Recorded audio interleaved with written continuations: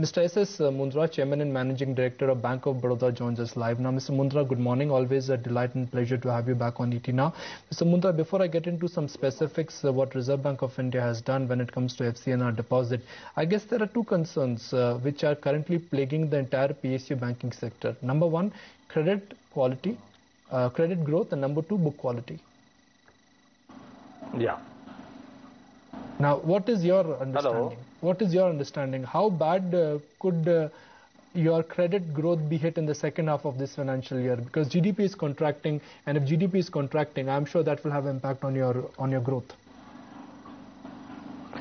If you look at it, even from the year beginning, the credit growth expectation was certainly not what it was in the previous years or previous couple of years. But having said that, a credit growth expectation for a bank like Bank of Baroda in the range of 17 to 18% is something which is quite visible. Even as we are reaching near the middle of the year, and if I look on year basis, I believe we would be able to clock a credit growth of around 17 to 18%. And mind it that first half is always a half of a little subdued activities.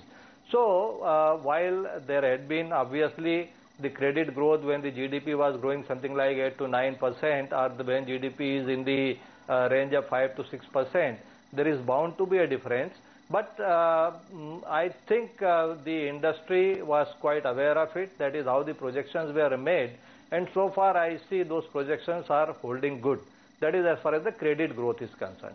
Now, coming to the second point which you had mentioned about the credit quality, and there had been a lot of discussion about it. But the point I am trying to make is that, we can't have a very big swing that we suddenly feel that there is everything gloom and doom, or there is a lot of exuberance. Is the reality somewhere in the middle of it? No denying the fact that there had been stress on credit quality, there had been matter of concern, and the accumulation of NPA or stressed assets had been comparatively higher. But it is to be looked into a larger perspective. The fall in economic growth over a period of time, also the global factors, and a number of policy related issues, the environment has certainly contributed to it.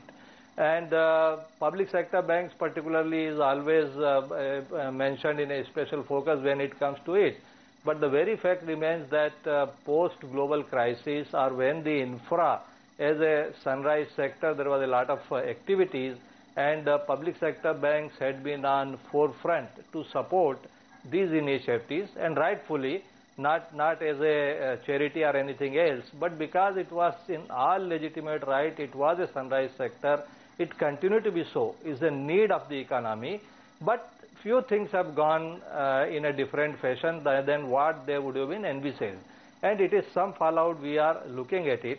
But recently, quite a few positive developments have taken place. And with that, while I believe that now is a twofold challenge before the banks, number one, whatever has already happened, to manage it efficiently. Not that this is not solved, it cannot be salvaged. Yeah, you have to give some time, and the majority of these cases can come into that category. Some of the cases would not fall in that category. We have to learn the right lessons from that and see that the same mistakes are not repeated again. And then comes the part of looking to the future, that potentials are still there. You cannot retreat into your shells and see that this sector is untouchable. I think this sector carries an immense potential, and if banks draw the right lessons, prepare a right strategy, a lot of growth story is still available within this sector. Mr.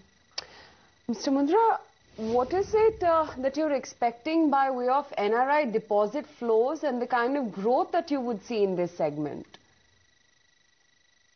See, the growth in NRI deposit as it is had been slightly, much better than what it had been in the past years, in last few months, maybe because of the attractiveness of the rupee. So that was also already there. And now with the new measures announced, we expect that there would be a better flow. though I would have expected that beyond FCNR-B, if this kind of window would have been available for NRE deposits also, maybe public sector bank per se, it would have helped in even stronger measures. But this is one measure where the entire banking industry, whether it is public sector banks or the private sector banks or even the foreign banks, they would all find the window which is available to be quite attractive. It will be attractive for their clients also. And putting all this together, I would expect that there would be a stronger inflow of the NRE deposit, particularly FCNRB deposit, in coming 3-4 months.